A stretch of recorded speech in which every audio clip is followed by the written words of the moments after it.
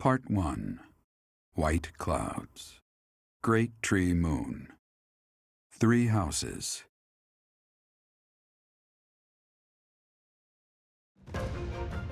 The icy winds of the Agma Mountains have begun to scatter, and the verdant fields once again spring to life across Fodlan, heralding the start of a new year. As they celebrate the dawning year, the people pray that they may realize their full potential, just as a tiny sprout hopes to one day grow into a great tree.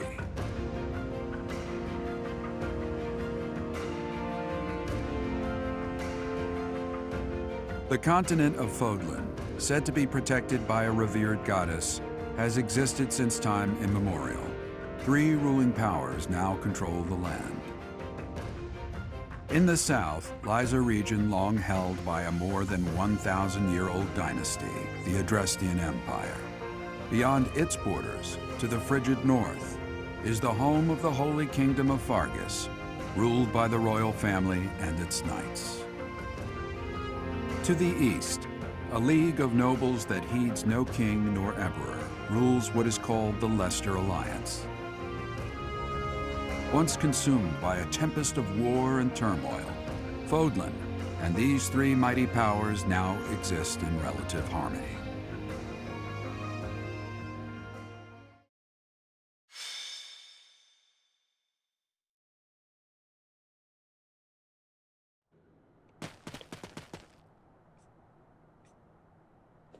Hey everyone, welcome back to Fire Emblem 3 Houses, Blue Lions Maddening Mode. If you've been following the channel up to this point, you might be a little confused.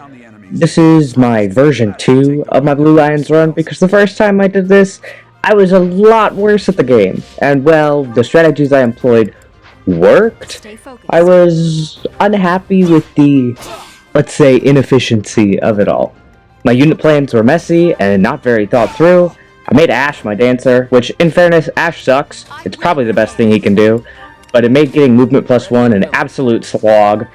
I tried to do too many enemy phase builds with the wrong unit and ending up having to revert to pretty generic units in the end because their reliability was pretty shaky. So I decided to start over, being the slightly better player that I am now. I'm just going to be talking about the run and my unit plans while the prologue, mock battle, and mandatory auxiliary battle play in the background. This run is intended to showcase the Blue Lions and what the house can do with its own in-house units. The Blue Lions are a little weird because the units that are typically seen as very good, such as Sylvain, have a really slow start with their base stats. Most probably only end up using Felix, Sylvain, maybe Annette, and Dimitri, and really heavily rely on the overwhelmingly good out-of-house units you have access to. Instead, we are going to use all of the Blue Lions, even Ash, and Mercedes, and Ingrid. Wow, this is going to be rough. And try to make the most out of them. Let's start with Ash. 3 Houses is terribly unkind to Ash. Originally, I made him a dancer because it's funny, and he really doesn't have anything better to do. He's got the same stats and growths as Bernadetta, but lacks any of the things that make Bernadetta very good. He doesn't even have a riding boon. The game wants you to push him into Wyvern Rider for some reason, but he doesn't have any tools to make good use of flight. He's got lockpick, I guess. Not useful. We can buy chest keys. Still, we do need someone to press Retribution, and since we do have access to a D-rank Retribution Gambit, he won't even need to get to A Authority, and he'll be able to contribute meaningfully by virtue of being a sniper. That is about all he can do. Ingrid is often thought of by casual players as the premier dodge tank, or Falcon Knight in 3 Houses. This is, unfortunately, a terrible idea. She can dodge, but she doesn't do any damage backwards, so, you know, Petra has the exact same speed and access to Battalion Wrath. Ingrid has pitiful strength and no crit boosting abilities to compensate for it. Out of house, she is decent flyer filler, I guess. She's fast. She's genuinely awful in house. Personally, the couple of times I've played Azure Moon, I like to take her through the magic route. She gets magic combat arts like Frozen Lance and I think Hexblade. Her spell list is not great. She only has 3 spells, and they're all very inaccurate. I think it's Blizzard, Thoron, and Fimbulvetter. But You know, Frozen Lance is very good, especially as a Falcon Knight. She is a woman, so she can fly with Lance Fair. She's also one of the few characters who has the tools to use Mortal Savant without being totally useless. Well, she's still gonna be totally useless, but like it's funny, so it's okay. Mercedes has literally nothing going for her except a might bonus with Annette and Yuritsa, but wrong route. She has middling magic and a middling spell list with absolutely no skill proficiencies that lead her to anywhere except also Sniper, but with the worse stats than Ash. And that's impressive. We really can't just do 2 Snipers. That's boring. Thankfully, just Dark Knight and having the Thyrsus or Caduceus staff with extra range is useful for chip damage, and Valkyries in the mid-game are exceptional. Having extra range does help Annette do pretty much anything. She won't be that much trouble to work with. She's going to have an early start without access to Physic, but, you know, it is what it is. Felix is maybe the only in-house unit, besides Dimitri, that is really good. And that is just because his base stats are decent, and his personal skill lets him really soar above the EXP curve in the first few maps. It's kind of just a copy and paste of what Byleth normally does, but with an Authority Bane. He's not great, but he is the Blue Lion's best option for a dodge tank, besides Byleth. He will have to overcome enemies with raw stats, which is harder for him to do than it is for Byleth. It can be decently challenging towards the middle of the game and the end of the game, but, you know, he will be able to contribute a lot in the mid-game paralogs and such. Most of the endgame chapter missions are kill boss maps, but they have a fair amount of enemies that Felix can just kind of stand in front of, not face any damage. I like him. He's a decent dodge tank. He just needs really high strength. His speed usually works out on his own. He doesn't get Falcon Knight, but Wyvern Lord has better strength anyways, and sometimes he's really going to want that Axe Fair. So, you know. Sylvain has one of the best combat arts in the game in Swift Strikes. He shares that with Ferdinand and Seteth. Seteth is probably the best user of Swift Strikes. Thank God, because his stats are really bad at the beginning of Blue Lions, and he really struggles to keep up an experience. He gets Tempest Lance. Steel Lance, Tempest Lance is very strong in the first few chapters, which lets him catch up a little bit, but Felix and Dimitri are the only ones that really snowball. He doesn't have any enemy phase potential without stat stacking, and since Felix already needs really high stats, and Dimitri needs to meet certain benchmarks, we aren't going to have that many Rocky Burdocks to spare, or defense boosters. I don't know if you've seen Zoran's Golden Deer playthrough, but he took Seteth into War Master and got Quicker Post, made him a very good defense and resistance tank, let him just kind of sit there and eat hits. Very cool. And because he got through Brawling, he actually had Healing Focus, which is just extra survivability. On player phase, he gets to Swift Strikes, and on enemy phase, he still gets to double, thanks to his high defenses and Quicker Post. Unfortunately, this doesn't come online until level 30, and our Sylvain starts at level 1! But he will still get Swift Strikes around Chapter 8, and has a lot more time to work on weapon ranks, like Brawling and Axes, for example, than Seteth does. And Seteth really wants to rush into Swift Strikes, so we'll make it work. To do is a little weird. He gets Battalion Wrath, which is great. He gets 1-2 Punch, which is interesting. Only he and Alois actually get it. And he gets Vengeance. Vengeance is obviously the best tool he has, but he has a really hard time getting into Wyvern, and an almost equally hard time getting into Paladin. So he has a really hard time utilizing Vengeance to its fullest potential. There's no infantry class that gives you Lance Fair besides Dimitri's unique class, which is bad. He does make a really solid War Master, and he can protection stack pretty solidly with Battalion Wrath and Quicker Post and do some pretty good work on enemy phase. If we can't end up getting his defense high enough, we will dip into War Priest and get Brawl Avoid plus 20. Let him work with fists instead of axes. It's just a solid build, it works. And that is one of my favorite units of all time, forever and ever. She has so many different options, and all of them are good.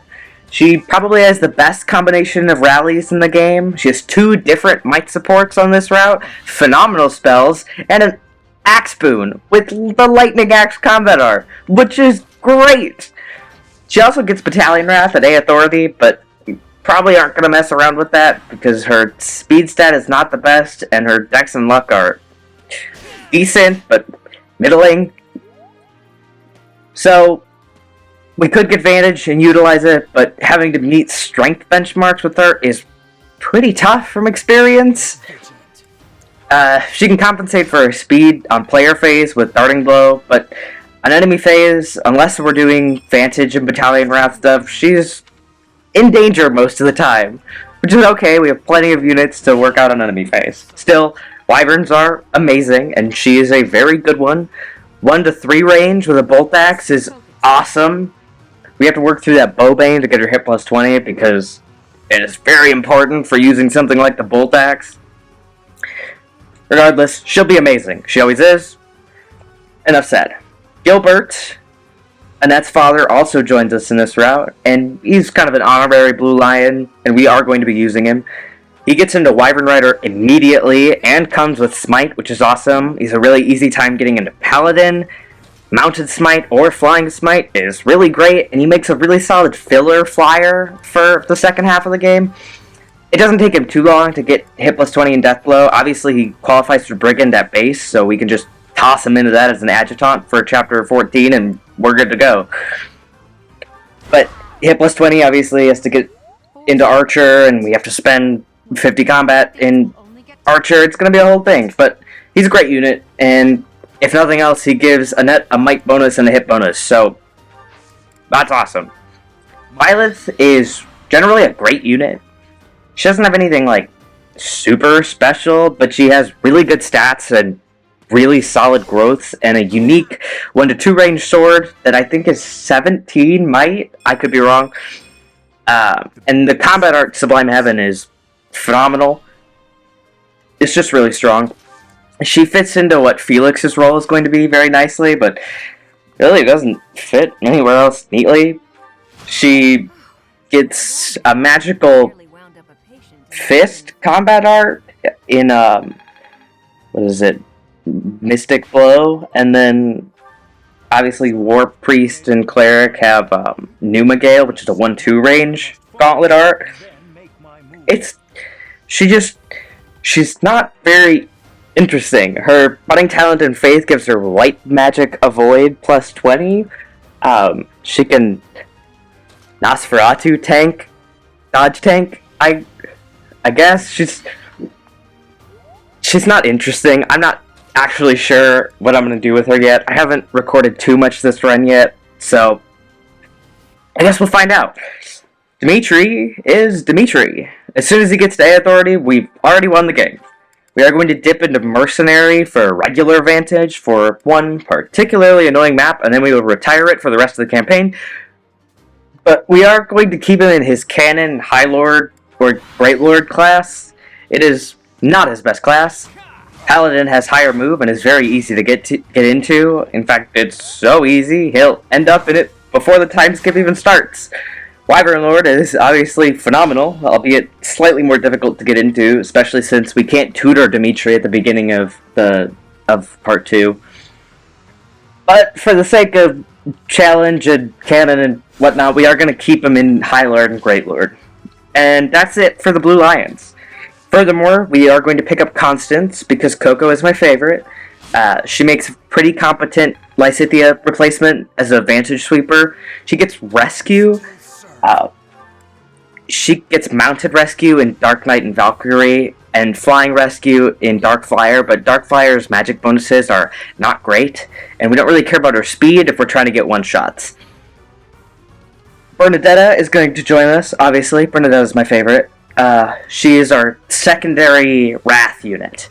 Because Battalion Management is pretty annoying, and Wyvern Lord is an incredibly broken class, I am going to be getting her to B axes and 19 luck in mastering the warrior class.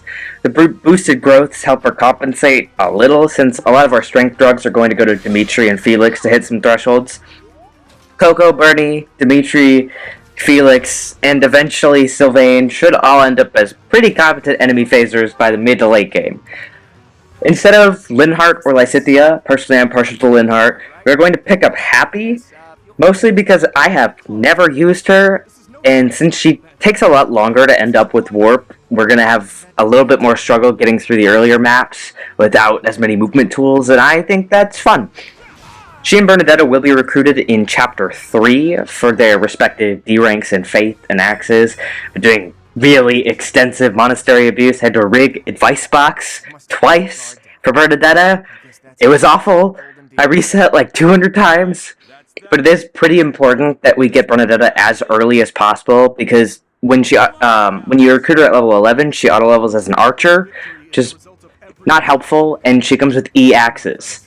It's pretty important to lighten the burden of axe training, since she will need to pick up Vantage as well, which requires at least D+ in swords, so it's going to have a hard time getting those skill ranks. We are going to give her every luck booster we possibly can, because she will need to hit 19 luck by level 20. She has a bad luck growth, so that is hard to do. Constance is also going to pick up Vantage, obviously, but we are going to give her hit plus 20 as well, since from experience she suffers greatly from middling hit rates, which is really scary for Vantage builds. Happy is going to eventually end up in Valkyrie or Gremory, depending on the map, but once she gets Magic plus 2 and Fiendish Blow and maybe Uncanny Blow, her build is pretty much over. She is a pretty identical spell list to Lysithea, lacking Dark Spike's Tau, but has a noticeably lower magic growth. I think it's 45. It's something to scoff at, but it's not as high as Lysithea or Constance. She does have her personal skill, Monstrous Appeal, I think, which lets her deal effective damage to flyers with pretty powerful spells like Hades Omega. Overall, I think she will be interesting. That leaves us with Byleth, Dimitri and Dedue, Sylvain, Ingrid and Felix, Ash, Annette, Gilbert, and Mercedes, Constance, Happy, and Bernadetta. We are going to pick up Ferdinand as our dancer. Ferdinand has a riding boon, a sword boon, and his personal avoid skill, which is fun, I guess. There's not really a great pick for dancer. My options are Ingrid, who I like using as a combat unit, Sylvain, who I also like using as a combat unit, and then Marianne, Lawrence, Ferdinand. I think that's everyone with a riding boon. I think. I'm not sure. And that leaves us with one extra slot to fill, the 15th slot. Most maps cap at every map. The highest deployment is 12 slots, but we will have 3 adjutants, and I like to have those units straight in and out as needed for maps. I'm personally leaning towards Hilda at this point, just because her personal skills synergizes so well with Sylvain, but also our other boys, Dedue, Ash, Felix, and Gilbert, and Dimitri, I guess, but he'll usually be off on his own, doing his own shit. Ash, especially, I think, will appreciate that tiny bit of extra damage to eke out kills with Hunter's Volley, since his stats are bad. Anyways, I think that's all the musings I have going forward. I'm gonna let the rest of the video play out for the last few minutes, and I will catch you all next time for the Chapter 2 mission. Thank you. Careful now.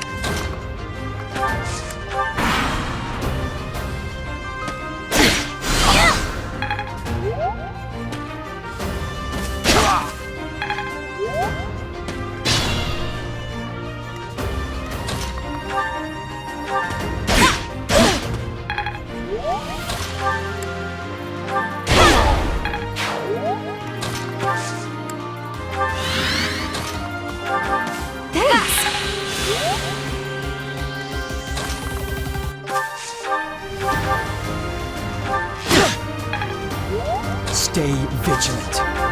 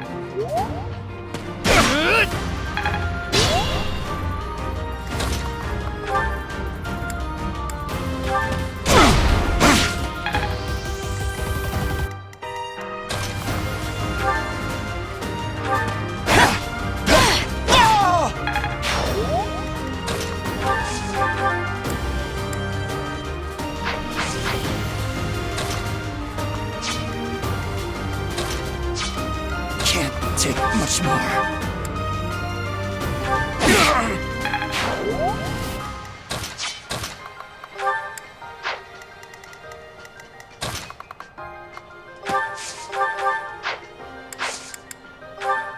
You have my support.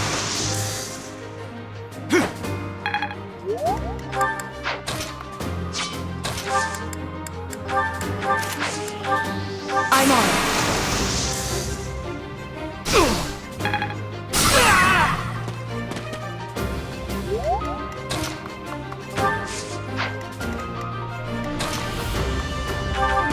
Much needed.